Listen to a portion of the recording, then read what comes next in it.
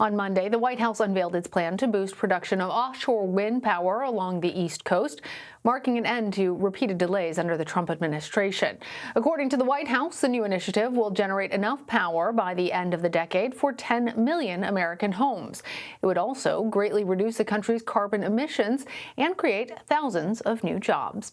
For more, let's bring in Juliet Eilperin. She is a reporter for The Washington Post covering domestic policy and national affairs, and she's been following this story. Juliet, good to have you. So, as I mentioned, there are several highlights according to the White House, but can you explain more of what the Biden administration is really setting out to do with this wind energy initiative? It's focusing on really expanding our capacity to generate carbon-free electricity through offshore wind, in this case, primarily off the East Coast of the U.S. And so what it's talking about doing is expanding by the end of the decade, as you mentioned, 30 gigawatts of offshore wind power. That's enough to power more than 10 million American homes. And right now, we really only have one wind farm of just 30 megawatts operating off of Rhode Island. We have a few big projects in production, but this would be a huge leap, and in fact would be double what the U.S. is on track to produce in terms of offshore wind power.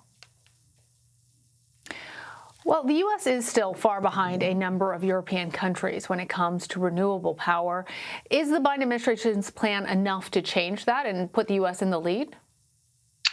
It probably wouldn't put it in the lead. For example, Britain alone is planning to generate 40 gigawatts of offshore wind power by 2030. So we definitely are in a position of catch up.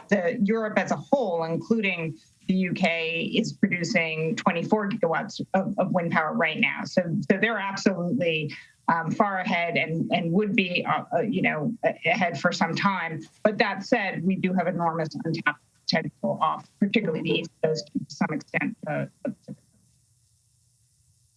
Julia, there's going to be a lot of people who see those images of wind farms out in the ocean and wonder if there are going to be any negative impacts to the ocean ecosystem. What is being done to ensure minimal impacts, in other ways, harm to our environment?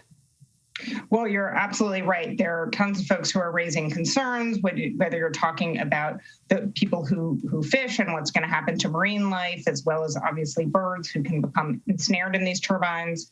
The Biden administration is pledging to examine these impacts and try to coordinate better between different agencies and departments to kind of analyze what are the best locations to have offshore wind projects to try to cut back on these impacts. But there absolutely are some negative environmental consequences for doing a massive industrial scale operation in the ocean. That's just a fact.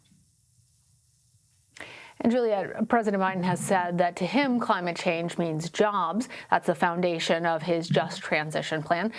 But could offshore wind leave traditional industry workers behind?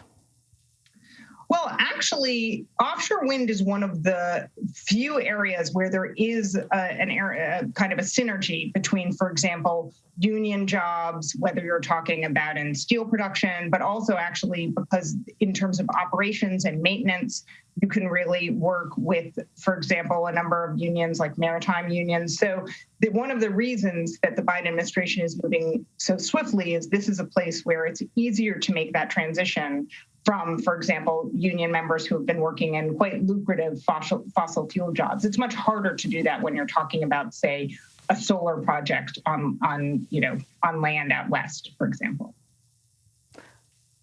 Juliet Eilperin, thank you so much for joining us.